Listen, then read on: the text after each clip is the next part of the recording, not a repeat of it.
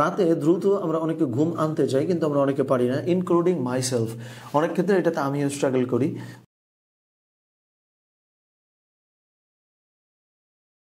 তো কিছু বিষয় আছে যেটা করলে খুব দ্রুত ঘুম আনা সম্ভব ইনশাআল্লাহ।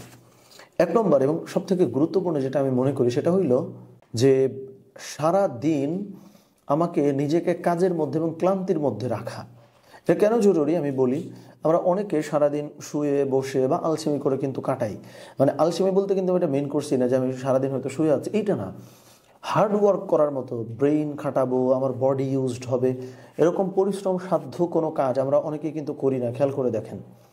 সো আমার বডি যখন কোনো কষ্ট করছে না, এটা খুব স্বাভাবিক যে আমি খুব দ্রুত টায়ার্ডও হই না, খুব দ্রুত আমি ঘুমাইতেও পারবো না। সো দ্রুত যদি আমরা ঘুমাইতে চাই, এটা খুব জরুরি যে আমি কায়িক পরিশ্রম হয়েছে বা অ্যাটলিস্ট ব্রেইন অনেক খেটেছে, এই ধরনের কোনো অ্যাক্টিভিটি বা কার্যকলাপ বা কোনো কিছুর মধ্যে নিজেকে ইনভলভ করাটা খুব জরুরি যদি আমি দ্রুত ঘুমাইতে চাই। এক নম্বর। দুই নম্বরটা হইল, খেয়াল করে দেখেন আমরা অনেকে বিকেলবেলা ঘুরতে বেরোই। সো যেহেতু বিকেলবেলা ঘুরতে বেরোইছি, ঘুরতে বেরোয়ার সঙ্গে ওতপ্রোতভাবে জড়িত কি বলেন তো, চা খাওয়া।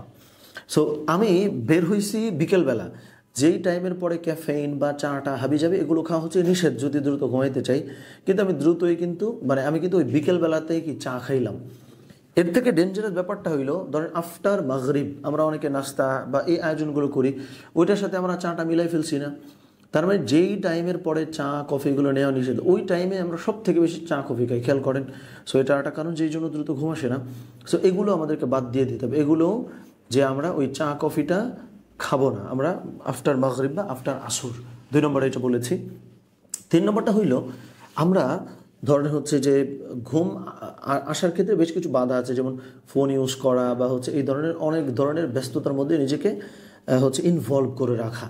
সো এইটাও আমার জন্য হার্মফুল, যে আমাকে দ্রুত ঘুমাইতে দেয় না।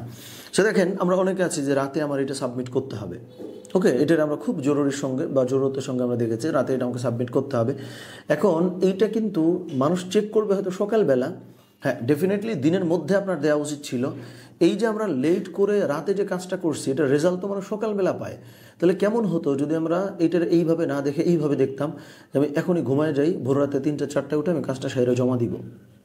সো এইভাবে আমরা কাজগুলোকেও প্ল্যান করে যে আমি আসলে দ্রুত ঘুমাইতে চাই, আজম বিল জাজম, এইভাবেও চিন্তাটা করা। সো আল্লাহ সুবহানাহু ওয়া তাআলা আমাদেরকে এই তৌফিক দান করেন। আমিন। আসসালামু আলাইকুম রহমতুল্লাহ।